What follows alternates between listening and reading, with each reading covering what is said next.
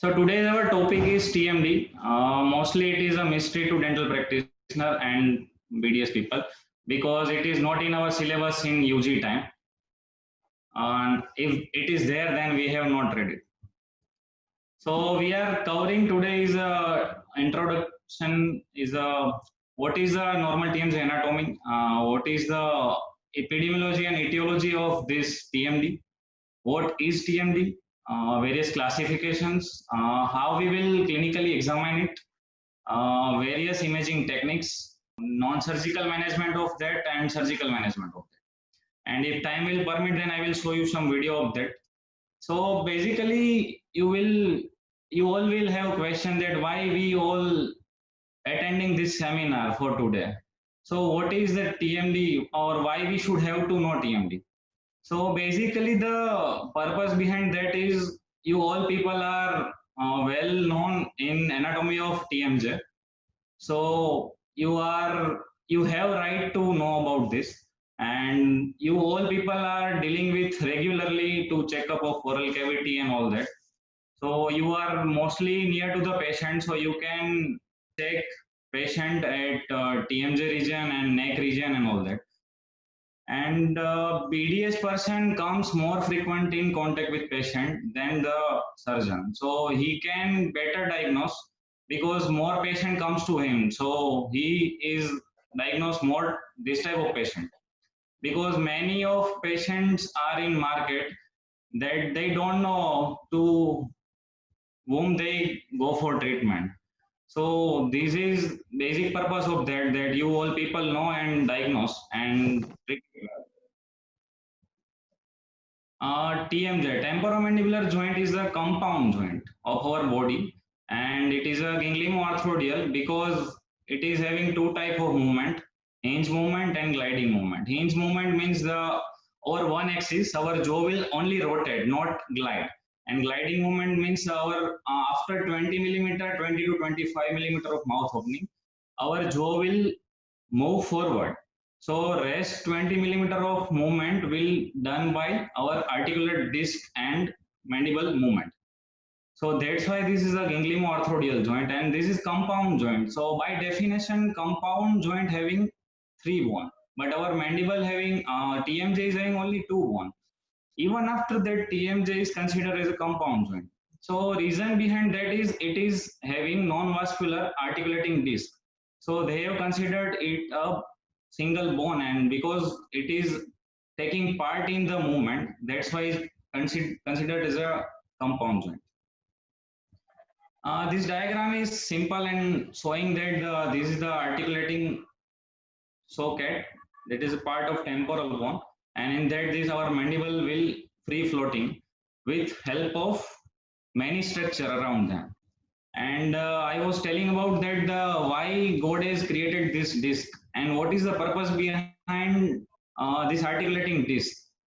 So basically, our mandible, if we open too hazardously, then it will compress our airway. So reason behind that is if disc is there, then mandible will glide anteriorly. So it will prevent the compression of airway. That is the basic reason behind that.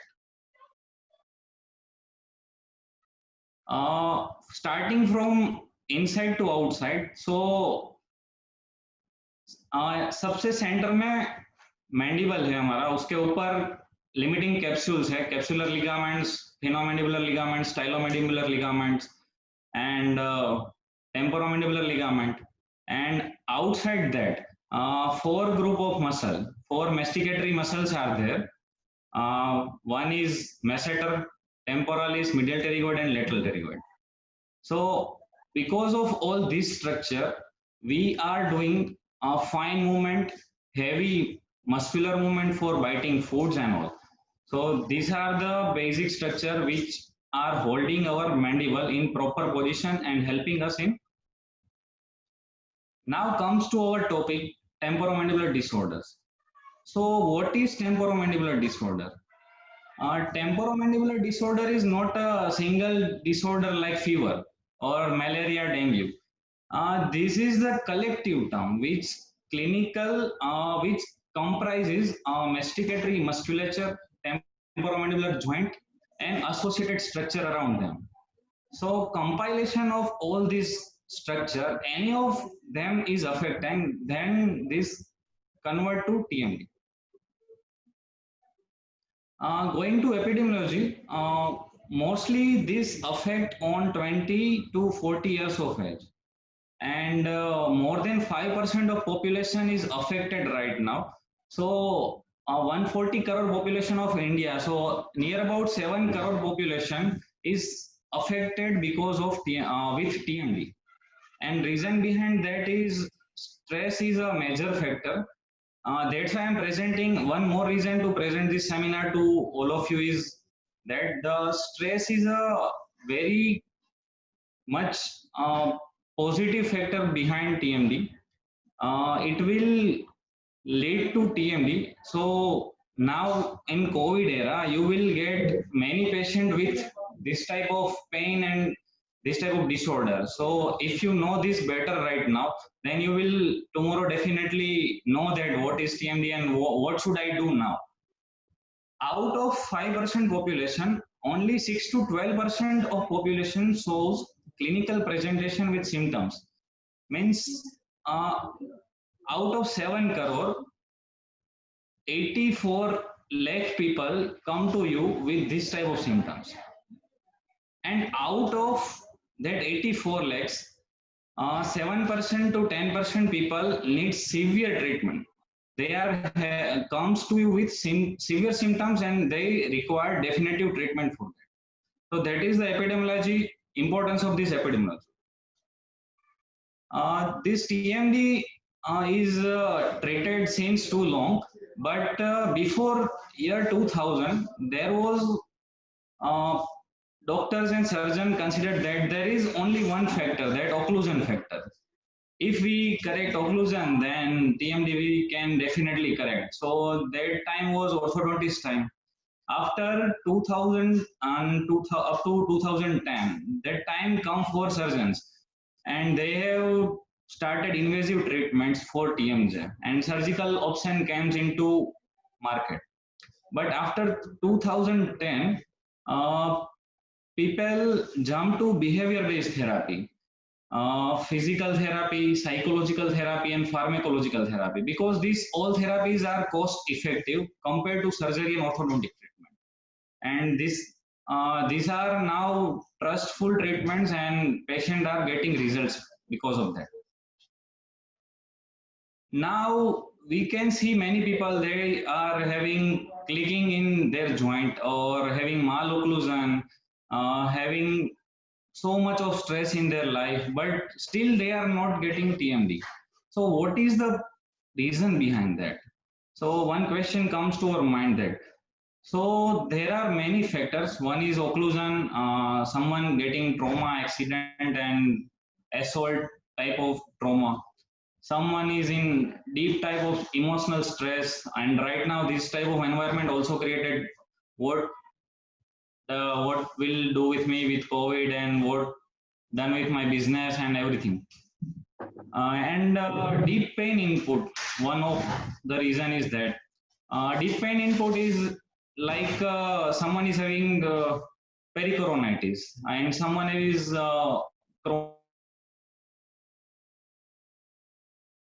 try to close his mouth. So that is also one reason that patient can create TMD. And one is parafunction, that patient is having bruxism and all that type of habits. But even after these all habits, someone is not getting TMD because that patient might having genetic factor, biological factor, hormonal factor, and many other factors. So if one is surviving with this type of factor and he is adapted to this all, then he is not getting any symptoms. He might be having clicking, he might be having little bit of symptom, but he can adapt to that. So that is the purpose of this slide. Now comes to classification. There is too long classification of that, but I have compressed it for you people to make it understand easy. Sifman has classified this into two.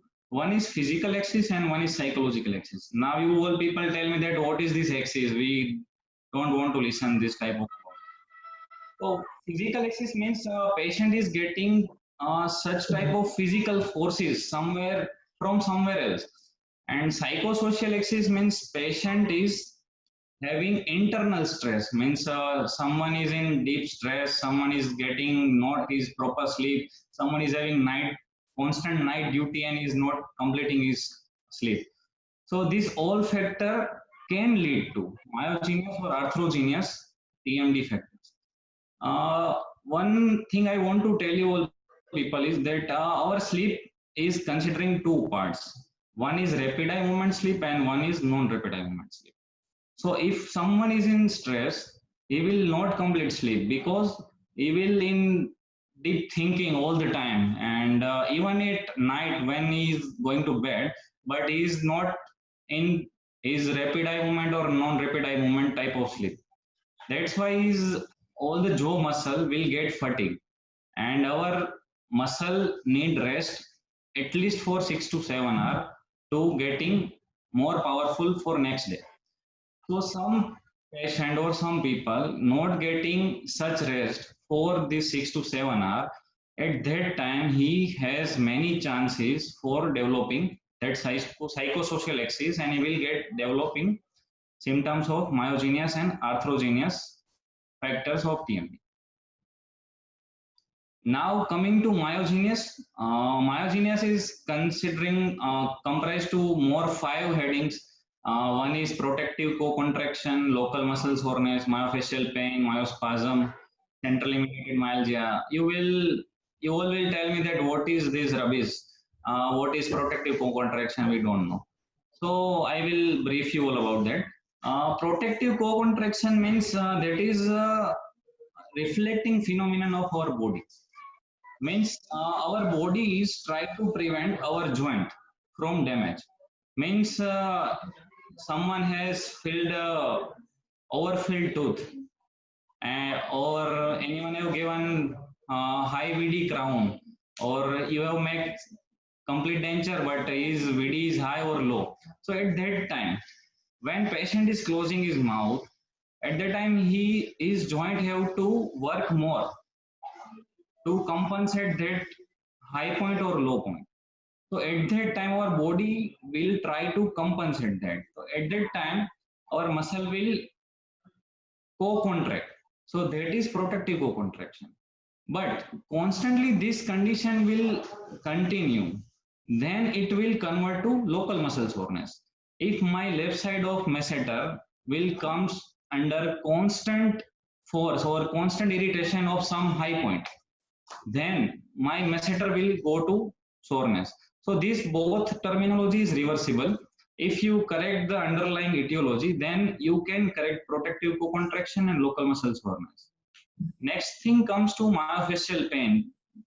The terminology MPDS we all know is myofascial pain, but every time this cannot be MPDS. So sometimes it considers some group of muscles, some area of muscles. So this is myofascial pain, and myospasm is because of any of the reason. Someone is having space infection, someone is having pericoronitis, someone is having tetanus or any type of systemic condition. So in that such condition, patient can go to myospasm. Central means brain oriented. So something happens to brain, and because of that, myalgia happen. So that is not a concern of us, because if you not finding any of above etiology, then you can refer patient to neurologist. So that is centrally mediated myalgia. Now comes to arthrogenius.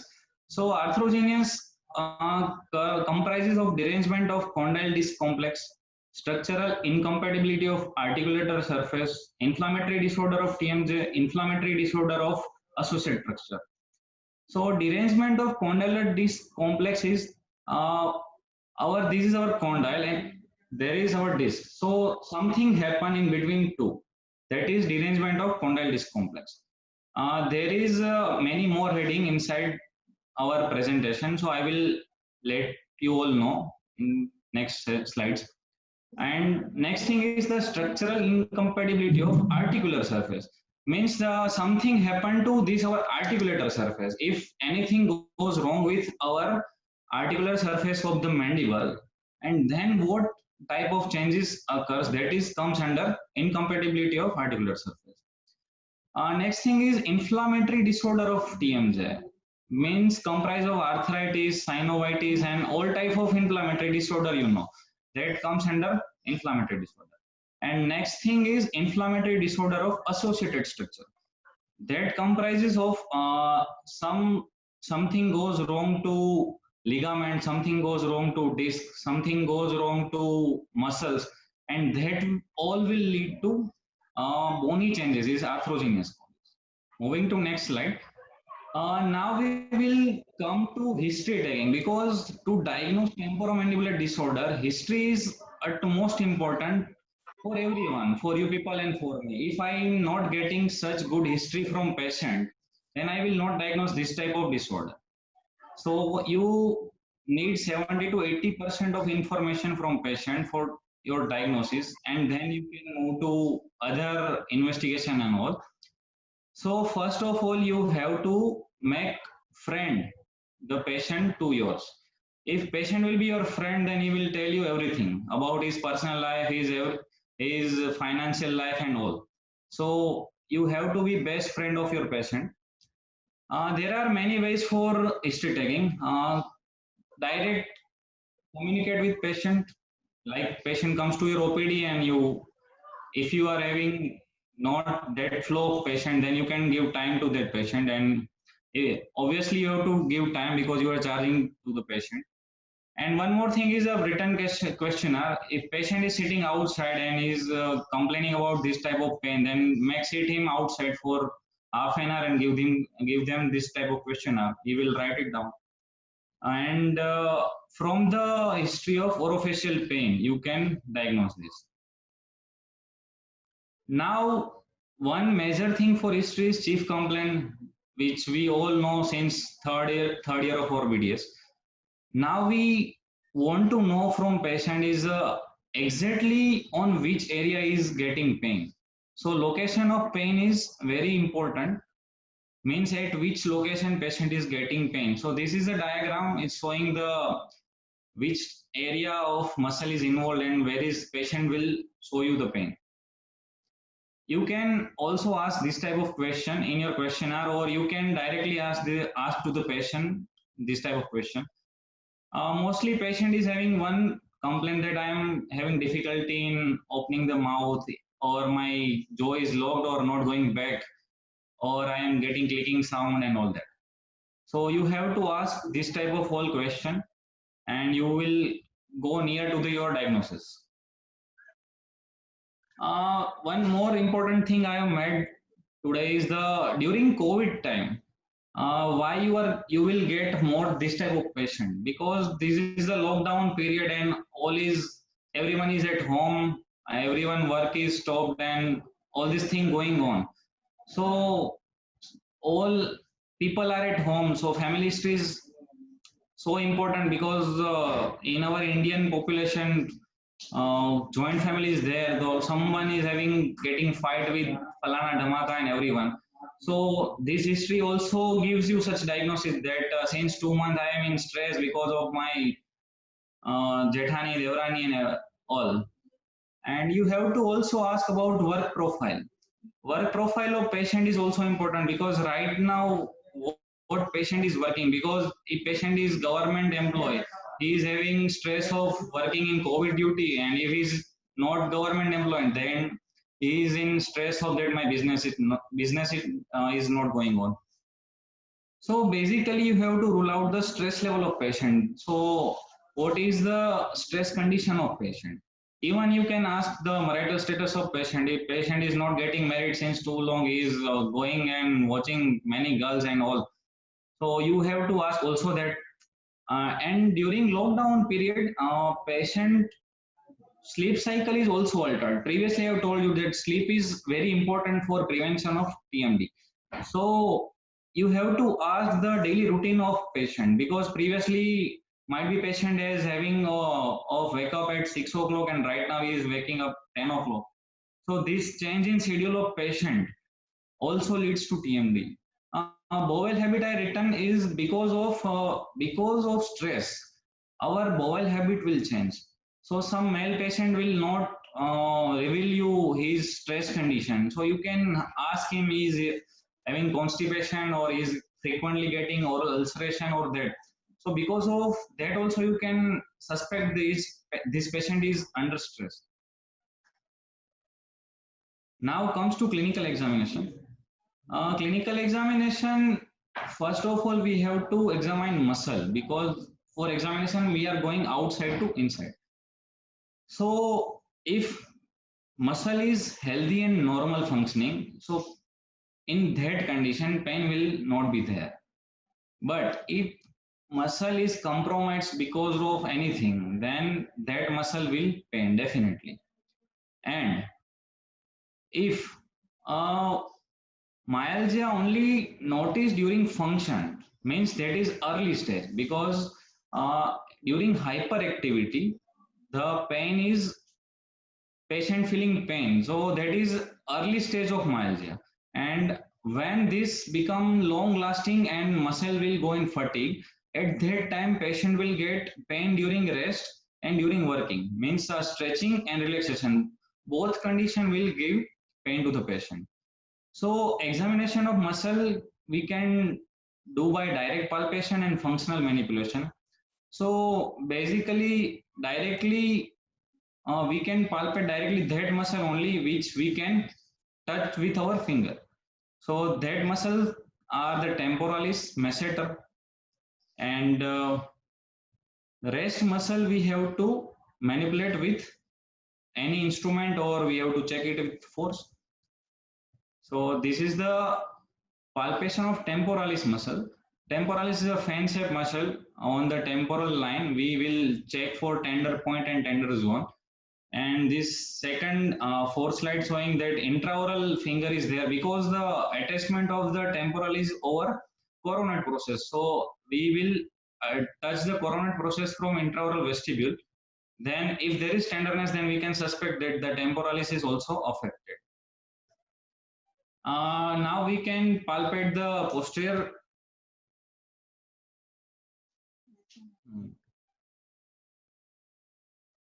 Posterior neck muscle examination. For the posterior neck muscle examination, we have to stand patient like his head resting on the chair and we can starting examination. Basically posterior neck muscle, in posterior neck muscle, we are trying to examine the trapezius muscle. In anterior neck muscle, we can palpate the sternocleidomastoid muscle. Functional manipulation. For functional manipulation, the lateral pterygoid divided into two parts, inferior lateral pterygoid and superior lateral pterygoid because of its attachment, and one is medial pterygoid.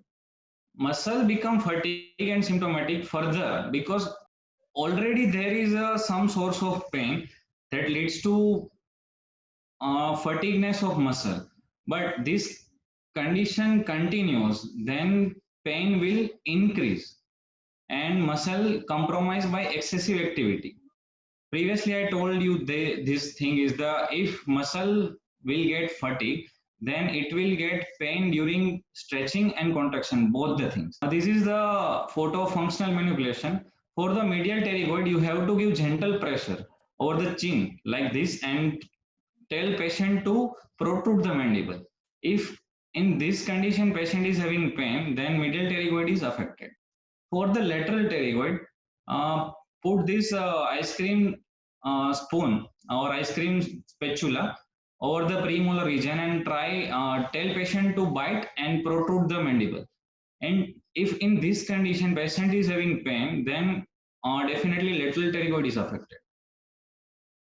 And one other thing you have to examine is interincisal distance. You have to tell patient that how much he or she comfortably opening his mouth. Then you have to notice that, and then tell him forcefully open the mouth, and then you notice. Then at the end you have to check for end fill. What is end fill? You have to keep your thumb and index finger in patient's mouth. One is on incisor, upper incisor, one is on lower incisor, and try to gently widen the mouth. If you are getting flow at the end, then that restriction is because of muscle. And if you are doing such thing and you are not getting soft end flow, then that is because of intracapsular disorder. This is the photo showing that how you will do gentle mouth opening. It should be done in 10 to 15 seconds, and don't try to give too much force because patient is not under anesthesia. Now, intracapsular restriction. Intracapsular means something goes wrong in the joint or joint cavity. So, disc derangement disorder restrict the translation of the joint because hinge movement can happen. Patient will open mouth up to 20 to 25 mm normally, but because the joint ligament, our articular disc and ligament have a role for translation of mandible. So if it is not working properly, then patient cannot easily open above the 20 to 25 mm. So if it is happen, then you have to suspect that something goes wrong in intracapsular region, and you will definitely feel the hard end feel. And if intracapsular restriction is present, then deflection of incisional path will happen. There is a difference in deviation and deflection terminology. Deflection means the shifting of occlusion toward the against the normal way, and it will not come to the normal. And deviation is the little bit change in the pathway and comes to normal when patient closes his mouth. So in intracapsular restriction, deflection occur, and patient deflection also occur to the same side of joint. So means ipsilateral side of joint will mouth will deviate to the ipsilateral side. This diagram showing the first diagram is this one is a deviation and this is deflection. So deviation showing the curve is once the patient try to open, then path is going toward the left side and then again come to normally. In deflection, when patient try to open mouth, then this will going only left side. This means this is deflection. Now intracapsular disorder, it can elicit pain with increase the intra-articular pressure because intracapsular space compile of two joint space. One is superior compartment, one is inferior compartment, which divided by our articulating disc and capsules. It is also collecting with filled with synovial fluid. So when there something going wrong inside that, then intra-articular pressure will definitely increase because there might be osteophytes, there is inflammatory mediators over there. So when patient try to close his mouth or try to clench his jaw, then patient is having severe pain and he will not try to clench his mouth. Once you put some separator type thing, means soft end material posterior tooth, then and at that time when patient try to open his mouth, then this patient will dramatically goes and patient will feel pain on the normal joint because this our separator will act as a lever and fulcrum will act over there and joint space is reduced with pressure. Now comes to extracapsular restriction, typically occur with elevator muscle spasm because extracapsular restriction is dealt with masseter and temporalis mostly and sometimes medial pterygoid. So extracapsular restriction में जो elevator muscle है उसका spasm हो जाएगा और उस area में आपको टेंडरनेस मिलेगा और पेशेंट का माउथ ओपनिंग नॉर्मल हो जाएगा. सो जो सॉफ्ट एंड फील वाला चीज मैंने आपको बताया था कि once we try to open gently mouth, at that time we can easily open with little bit of tenderness in patient.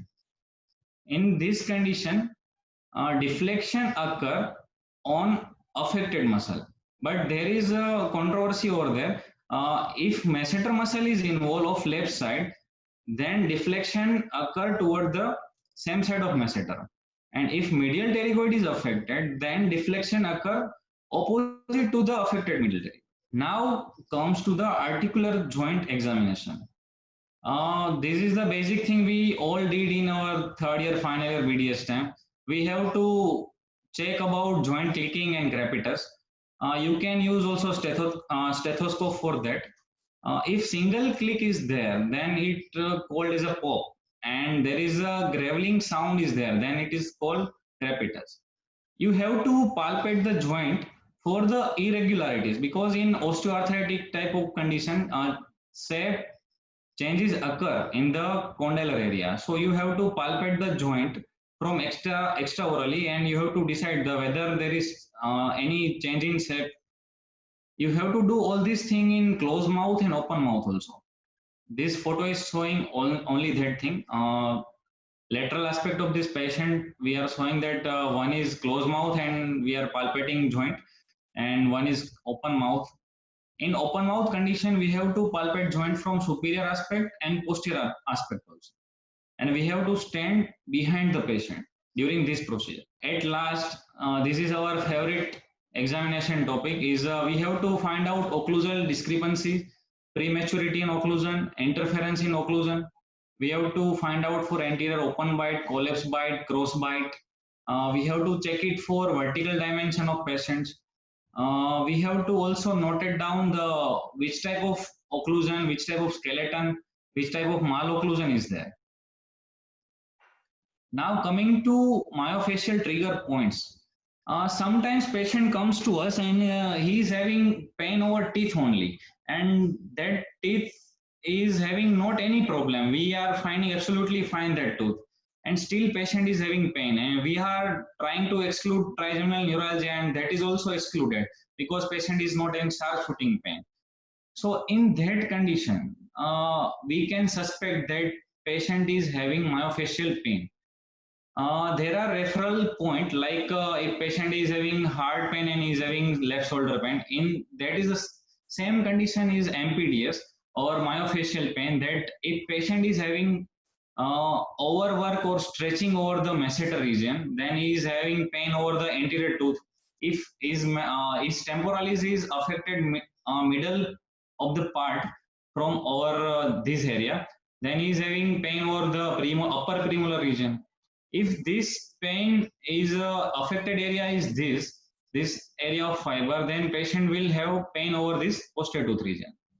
So this is the referral point over masseter muscle, temporalis muscle. Now comes to masseter muscle. In the masseter muscle, mostly pain occur to the posterior tooth. Means patient's masseter is affected. At that time, patient comes to complain of posterior tooth pain, and at that time we are finding that impacted tooth is there. We are happily remove that tooth, but that is not the case. We have to just find out the tenderness area and tenderness point, and then we can decide that that tooth is reasonably need removal or not.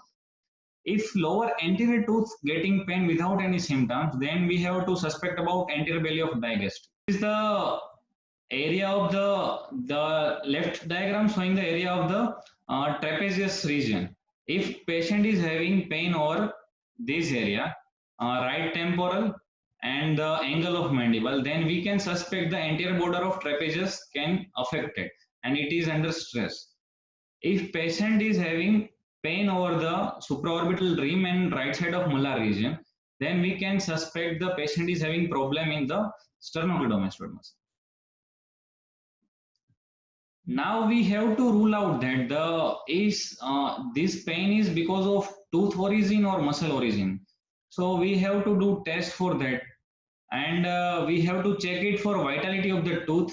If there is there any pulpitis or any proximal caries or any something notorious condition is there or not, we have to first rule out, then we can go to that diagnosis. So for that we need basic x-ray and all that, and for vitality of the tooth you can go for vitality testing.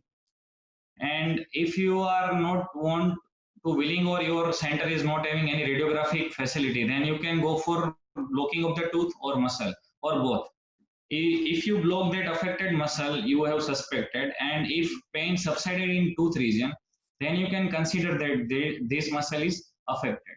So because of this diagnostic blocking, you can educate the patient, and you can rule out the occult source of pain. Means you patient comes to you after 4 to 5 dentists that my tooth pain is not going on. I have seen to many dentists previously, but my pain is not subsided. Everyone told me go for RCT and all. So at that time you can try these type of things and rule out. Definitely you will get such type of diagnosis there. This is also saying trigger point injection. You have to palpate the masseter muscle, and you have to locate the trigger point, and you have to give anesthesia. So you can check it out. Auriculotemporal nerve block is for intracapsular pain rule out. If you giving auriculotemporal nerve block and patient's pain is subsided, then you can rule out that pain is because of intracapsular region, not because of muscular region. So this is the conclusion of till now. You can take screenshot and anything. For the intracapsular, there is always history of trauma, and this can worse with time. There is a restriction of mandibular movement, and you will get hard and filled always. And there is limited eccentric movement. There is a deviation of mouth opening. On functional manipulation, there is relief in pain, because once you will put something soft in patient's posterior tooth and patient will bite, then this pain will get relieved. Now comes to extracapsular, there is always history of emotional stress, and this pain can be fluctuating, severe to mild in cycle. Sometimes patient telling that I am getting right now severe pain. Once a patient will get sufficient sleep, then patient will tell or no palpable joint sound or no joint pain. Now comes to disc displacement with reduction. Means in this type of patient, you will feel you will feel click, because disc is lacking anteriorly to the joint, and once is joint will going ahead and joint will cross it, at that time you will hear click, and this is this displacement with reduction. But in that condition, when you close mouth, this will come to his normal position. And next thing is this displacement without reduction. In that condition, disc is always remain anteriorly to the condyle. So in that, patient always feel when click when he is try to closing mouth. In this case, sometime patient can close mouth, sometime he can't. So at that time he needs some assistant to his closed mouth. Otherwise, he have to give some pressure over chin and he is closing his mouth. Now come to disc displacement without and associated with arthrosis. Means previous three condition, there is no abnormality in the condylar region. Means mandible is everything fine in condylar head. But this fourth condition is along with arthritic condition. Means you are having perforated disc and you are having arthritis, and you will having worsened symptoms. But in this condition, you will not hear any click, because there is a change in shape of condyle. So at that time, you will have crepitations, because your sharp or pencil sharp condyle will glide with your disc. So that will damage that disc, and that will create crepitation sounds. TMD, basically we can go for OPG in dental clinics. So you will have to check the normal shape of condylar head. If you practice that regularly, then you can modify your diagnosis, because in OPG you can see many things, not only tooth. For better diagnosis, you can go for CBCT, NCCT, but for the TMD, best diagnostic imaging is MRI only. Now comes to the non-surgical management. Non-surgical management reveals first of all patient counseling, because TMD occurs because of many more things, and first of all is the psychological stress. So you have to counsel patient. You have to be psychologist sometime. You have to Be family member of patient and you have to tell them. Next is physiotherapy, third is pharmacotherapy, and fourth is occlusal therapy. We will go in detail of this all. Laskin have given treatment modality of phase 1, 2, 3, 4 for MPDS. In stage 1, he has given psychophysiologic discussion, home therapy, and muscle relaxation. And phase 2, home therapy, medication, bite appliance. Phase 3 is physiotherapy and relaxation therapy. Phase 4 is psychological counseling. We'll go in detail of this all.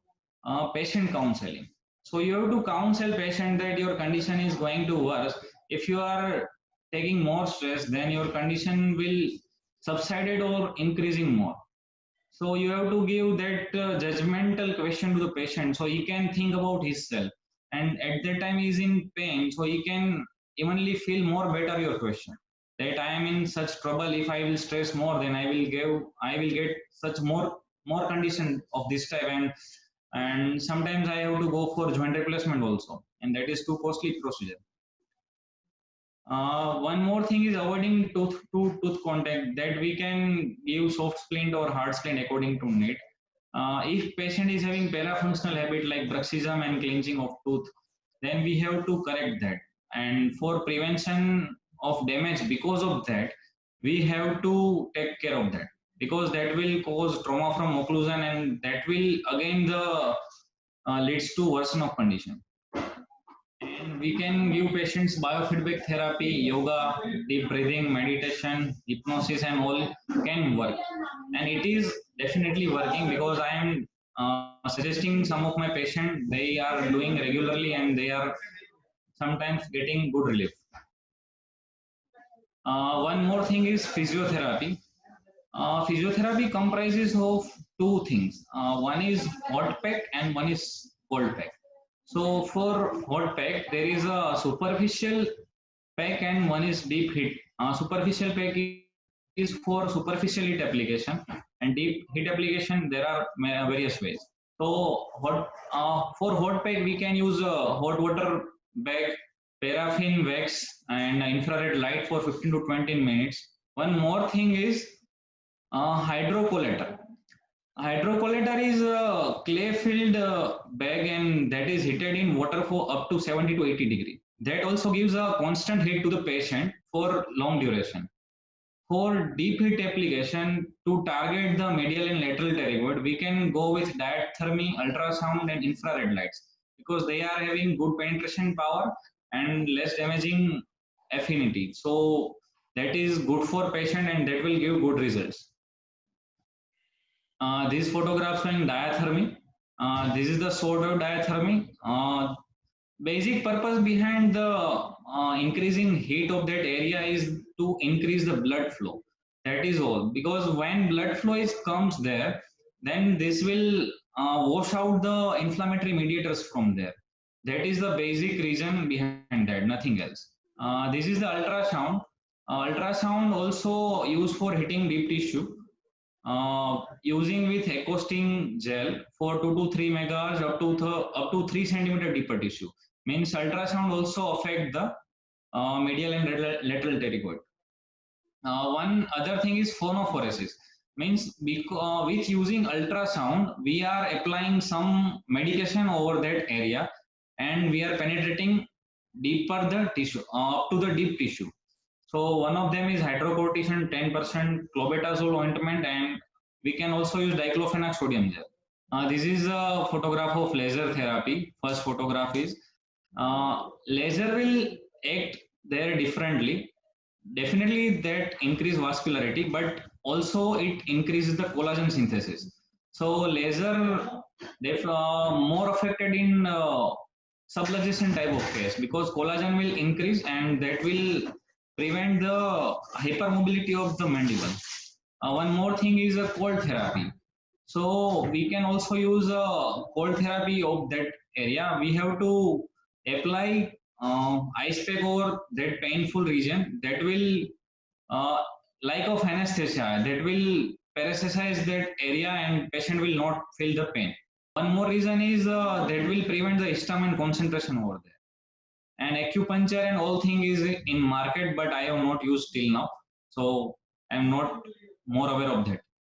TENS is a transcutaneous electric nerve stimulation. That is the favorite PG exam question and final year question. So you can, this is the basically electric shock, but the frequency of electric current is too low, but that affect that patient for the pain. That will stimulate and affect the peripheral nerve ending. Frequency of that is 80 cycle per second for 10 minutes. This is a percutaneous electric nerve stimulation. That is also same, but this affect only subcutaneous tissue and superficial peripheral nerve endings. And this is good because this will relieve pain up to or more than 3 months of time. Now, one is a manual therapy. In this, patient have to do stretching exercise, and for deviation, he have to stand in front of mirror and he have to see him or herself for prevent the deviation. So he is actively preventing his deviation. So last photograph is showing that, and second photograph is showing the active stretching. Means once we are getting headache, then we are pressing our head, so that will release the headache. Like the same thing, we have to palpate the tender area like this pressing, so it will also increase blood supply over there and pain will decrease. Now comes to pharmacotherapy. I will tell you what type of medicine I am using in my practice. Otherwise, this is the list. You can try this type of medicine. You can use anti-inflammatory drug, NSAIDs. You can use Combiflam, diclofenac, sodium, and all. But I used to prescribe selective COX-2, etoricoxib, and along with that, I used to give muscle relaxant. That is thiocalcicide. There are various type of muscle relaxant, baclofen 10 milligram, chlorzoxazone, and thiocalcicide. This all comes to you by some of the MR. And you can also give benzodiazepines, that is the sedative. Some patient not getting proper sleep even after this much of counseling. In that patient, you can prescribe Alprox 0.5 milligram or diazepam 2 milligram. So patient will get sound sleep and his thought process will break. And you can also give antidepressant if patient is such in good type of stress and depression type of condition. So in that patient, you can suggest referred patient to psychiatrist, or you can prescribe, and otherwise you can give uh, this antidepressant. And one, there is opioid analgesic patch are in market, that also you can apply. One buprenorphine patch are available in market, so you can cut and topically dermally you can apply that patch, and that will give pain relief for too long time. But that is basically opioids, so opioids have too many side effects. So before prescribing it, you have to just assess the patient. This is the occlusal therapy. Once patient is having bruxism and clenching habits, in that condition also that TMD can worsen. So for that type of patient, you can go for soft splint or hard splint. That is, you can give for stabilization splint for 12 to 18 hours for 4 to 6 months, and for relaxation splint up to 4 weeks. Now comes to internal derangement. Internal derangement is the disruption of the internal aspect of TMJ. Means actual something going wrong inside the TMJ capsule. Means something goes wrong around synovial fluid and articular disc. So that is in which abnormal relationship exists between disc, condyle, fossa, and articular eminence. Means all these are near about and all are working together. So that is internal derangement, and there are many reasons for that. That is because of microtrauma or macrotrauma. Microtrauma is a constant bruxism of patient, parafunctional habit like nail biting and all things. Sometimes patient is having joint hypermobility, or macrotrauma considering patient is having fall from height or fall on floor because on the facing chin side, that will also affect the our condyle, or previously patient was having condylar fracture and all that. So that all leads to internal derangement. For internal derangement, Wilkes have given classification. In this classification, there are 5 stages, which I previously described you, but that was not Wilkes classification. According to Wilkes classification, early reducing, there are 5 types: early reducing disc, late reducing disc, non-reducing disc. Non-reducing can be acute or subacute or chronic non-reducing. And stage 5 is a stage 4 plus arthritic changes. I will tell you in detail. This photograph showing our joint. This is the mandibular condyle. This is our articular disc. This is our fossa, and this is eminence. So when patient try to open mouth, this is a close position photograph. When patient try to open up mouth, at that time this condyle will move up to the eminence. This will not go beyond the eminence because of limiting structure over there. So this condition is normal condition, but disc displays anteriorly with reduction. In that condition, disc will go more anteriorly to the condyle, and this will come to the normal, little bit anterior than normal condition when patient try to close his mouth. And the second is the disc displacement without reduction. In this condition, when patient mouth is closed, at that time disc is remaining too anteriorly from the condyle, and when patient try to open mouth, this will come more forward and it will not go back when patient close his mouth. This is the MRI photographs. One is type 1 and type 2 Wilkes classification, means anterior locking, early locking, and late closing. I will show you. Early reducing disc and late reducing, and second is non-reducing and chronic non-reducing. So in that photograph, you can see that this is the external auditory meatus. This is, in this photograph, this is external auditory meatus, and this is the condylar head, this, and this is the articulating disc. This is biconcave shape black shadow. You are showing this. This is the our disc. So this is type 1 and type 2 type of disc. This is the same patient MRI image of closed mouth. So in this closed mouth, this is come to the normal position when patient is closed mouth. This radiograph, this MRI is a mirror image of above X-ray, above MRI. In this, this is the type 3, 4, and 5 type of condition. In that you can see this black disc. This is residing anteriorly even after patient mouth is closed. And when patient try to open his mouth, this will come more forward than its actual position. So this is the type 2, 3, and 3, 4, and 5, and above is type 1 and 2. Now comes to internal modalities of treatment for internal derangement. There are 2 types of treatment. One is conservative and one is intervention. Conservative treatment remains same for previously myogenic pain, and this is the arthrogenic pain. You have to educate patient. You can give drug treatment. You can go for thermotherapy, physiotherapy, laser therapy, occlusal splint. Means you have to check for underlying etiology, which type of etiology you are finding there. If there is occlusal deformity, then you can go for occlusal correction. If patient is having generalized atresia, then you can go for full mouth rehab. This type of treatment you have to go for. And for intervention, after doing all the conservative treatment, still you are not getting results. Still patient is complaining of pain. Patient's mouth opening is still not increasing. Then you can go for arthrocentesis, that is joint lavage. And second is intra-articular medication application. Third is arthroscopy, and fourth is open joint surgery. Means if anything is not work, then we have to go for open joint surgery. So comes to arthrocentesis. Arthrocentesis basically is the washing out of joint space with some medicine and saline.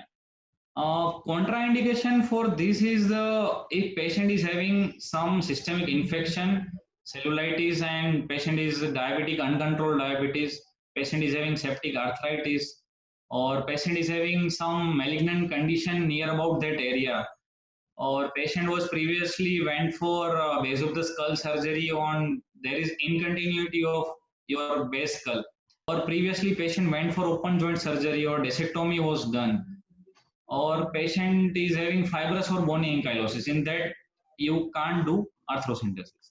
Now, what is the goal of arthrocentesis?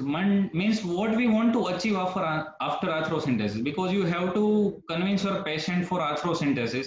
At that time, you have to tell the patient that if I will do this procedure, and after that, we will get this type of benefits. Arthrocentesis can be diagnostic or it can be for treatment also. Means if inflammatory joint diseases are there, in that we can aspirate the joint fluid and we can send it for diagnosis of underlying etiology. Means we can find it out arthritis factor, we can find out osteophytes and all that from there. Second goal of arthrocentesis is lysis of the adhesion over there and lavage of joint space. Means we want to eliminate all the inflammatory mediator from there. Third meaning is there, and we want to replenish the synovial fluid inside that, and we want to release the disc adhesion. Because of restriction of movement, our disc can adhere to the articulating surface or the lunar fossa surface, so we want to release that adhesion also. We want to first of all address the pain of the patient, because after arthrocentesis pain of the patient can reduce dramatically, and also we want to mobilize the joint because we want full flange of mouth opening. There are two type of arthrocentesis. One is single puncture arthrocentesis and one is double puncture arthrocentesis. These are the canthotregal line landmark for arthrocentesis. Before attempting this arthrocentesis and joint procedure, you should know the open joint procedure. So before attempting that, you should have backup for any specialist for this procedure. In this, one is a inlet needle and one is outlet needle. From one, you can inject the ringer lactate solution, and this will flush the joint inside, and it will go out from other. And in one sitting, we can use 1 liter to 1.5 liter of fluid to flush this joint cavity. This is the photograph of single puncture arthrocentesis. In this, the welded needle is there, and benefit of this type of arthrocentesis is there is no need of two puncture. Only because of only one puncture we can enter the joint space. And arthrocentesis is mostly done in upper joint space, because anatomically upper joint space is comprises of 2 to 3 ml of volume, and lower joint space is only 1 ml of volume. So we can't enter lower joint space. One more thing is a intra-articular steroid injection. Some surgeon using intra-articular steroids for the pain relief of the patient, because we all know that steroid is anti-inflammatory, so it will go inside and remove all the inflammation inside the joint space. So it will beneficial for patient, but it can worsen the arthritic condition because steroid will worsen, and we all know that side effect of steroid is arthritis also. These all are the latest thing we are using. This is the PRF and PRP. We can inject the platelet-rich fibrin and platelet-rich plasma inside the joint space, and that will also prevent the pain of the patient. This is the PRP, because these all are patient blood product and there are no side effect of injecting that. Now comes to arthroscopy. Arthroscopy is like videoscopy of joint. We are watching our joint with some of camera. There are 0 degree, 30 degree, 90 degree angle of camera, and with that we can enter the upper joint space with 2 or 3 puncture, and we can visualize if there is any adhesion or any abnormality there. We try to repair it, and we can release the adhesions, and we can take sample for biopsy also if we are suspecting any tumor of condylar head then. And even with this arthroscopic procedure, we can reposition the disc also. Now comes to the open joint surgery. Open for First of all, we did all the thing which I told you previously. Even after that patient is not getting relief in any pain, in that condition, we can go for open joint surgery. Open joint surgery comprises of disc repositioning, like Wilkes type 3, 4, 5. There is disc not self-reducing. In that, we have to tie the disc and we have to again tuck in posteriorly. We can repair the perforated disc. Even if disc is not repairable, then we can remove the disc and we can place some autologous graft in between. In some condition, we can do condylotomy, and if condition is too worse, then we can go for total joint replacement. This is the photograph of disc repositioning. In that, metic anchor suture is tied posterior to the disc and it will fix to the anterior wall of the posterior border of joint. This is the photograph of disc repair. Here you can see the perforation of disc. This my arrow showing is the condylar head articulating surface. This is the perforated disc. So we can repair this with a non-resorbable suture. This is a dissectomy. Once the disc is too perforated, because the osteoarthritis and all this condition have a sharp bony projection over that, or there is too much of osteophyte there, so that can perforate disc. And if disc is perforated too badly that we can't repair, then we have to cut it out and we have to place some interposition material in between. Now comes to subluxation. This is the common condition you are encounter in your regular clinical practice. Some patient comes to you with open mouth and anterior open bite that my jaw is dislocated. But you have to understand one thing. There is a difference between subluxation and dislocation. Subluxation is a type of dislocation in that patient can close or reposition his jaw with his self or herself.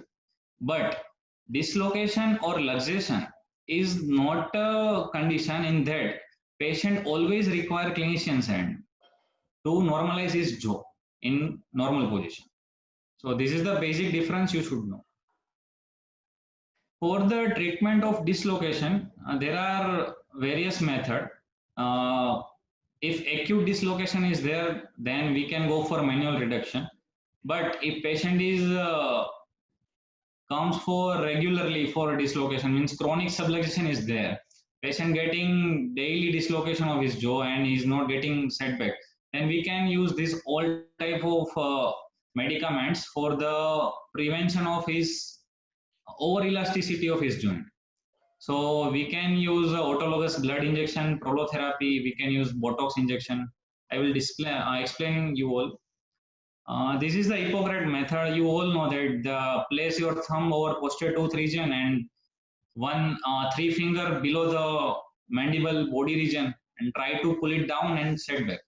So this is the normal method for correcting the dislocation. But second method is different than other in that with help of only one palm we can reduce the dislocated part. In that our thumb is lying over all the occlusal surface and our rest all finger are coming outside, and with help of that we can trying to set back it. But this is the importance feature for post reduction, because once you have reduce the dislocation, but after that what you will advise to patient that what care he should take at home. So our goal is that we want to give sufficient time for ruptured ligament because of dislocation or healing of that capsule or tightening of that capsule, and that's why we have to immobilize the jaw for minimum of 7 days. So for that we use crack bandage. We have to tie over the head and chin, and we have to close his mouth for 1 week at least. And for symptomatic treatment, we can give painkiller to the patient. We can use NSAID or muscle relaxant. Uh, Next thing is you have to advise patient to take liquid diet because you have close the mouth and patient have to support his jaw even after yawning or taking some big food particles. So you can tell that patient that don't take wider food particles or don't open wide mouth. This is the autologous blood injection. In that, you have to withdraw the 3 ml of blood and 2 ml blood inside the joint capsule and 1 ml pericapsular region. Principle behind this is this will respond against the inflammation, edema, and this will tighten the that surrounding structures. So this will prevent the dislocation further. This also comes under prolotherapy. Means prolotherapy is injection of anything inside the joint capsule or anywhere. But actually prolotherapy started with 25% dextrose and dextrose have a success rate of 91%. So, and this is also very safe and cost effective. So, in chronic subluxation patient, you can try this for prevention of subluxation. And if patient is having recurrent dislocation again, then you can also try Botox injection. Botox is a neurotoxin type A. You have to inject it in a lateral pterygoid muscle. So to approach the lateral pterygoid, you have to go extraorally and you have to target the lateral pterygoid muscle. In between from the sigmoid notch, you have to target it from 45-degree angle. This is the photograph for this lateral pterygoid, how to go up to the lateral pterygoid. Now, this is the last slide of mine. Because out of this presentation, what you should know is you have to be master in history taking, because if you are not getting good history, then you will not diagnose it or not treat it. Some doctors and some surgeon also hesitate in writing some investigation for patient. So if you are charging 50 rupees of investigation or your OPD fee, but you have not to worry about writing MRI, because if you want to give good treatment to the patient, then you need good investigation also. So this is one message for you all. And when you are doubt, when you are in doubt, then don't hesitate to take expert opinion. We are not getting down from any others, because if we are in doubt and we'll take some good experts opinion, then we will give good to our patients. That is our ultimate goal. And you should also have photographic record of your patients because of his motivation, because once patient comes to you, you have taken photograph, his mouth opening is 2 finger only, and after your psychological counseling and your medicine, in next sitting, patient mouth opening will come to 30-40 millimeter and his deviation, deflection all gone. Then you can be motivating patient, that you can praise the patient that you did well at home and you have prevent your stress exertion and all that. Next thing, I will want to show you that video.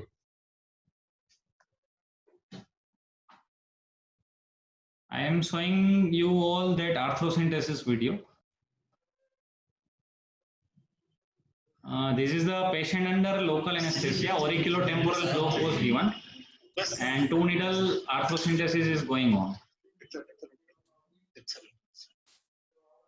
And one more thing is I am going to show you aminectomy in chronic subluxation patient, because if chronic subluxation is not treated with Botox therapy and that other all therapy, then you can go for surgical option.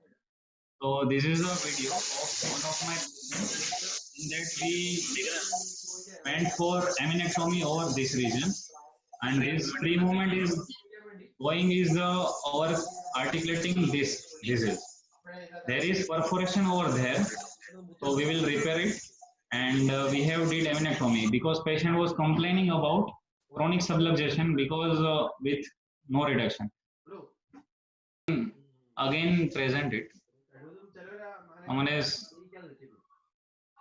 present posted that didn't able to see the video.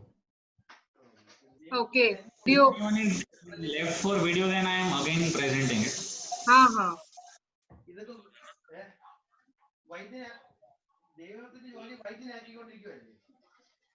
So thank you, Dr. Thank you. Jayakishan Solanki. Thank you, Dr. Nilima, for giving me chance